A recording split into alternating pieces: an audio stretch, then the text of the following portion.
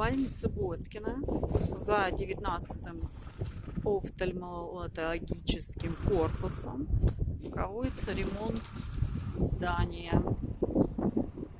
Висят монтажные люльки.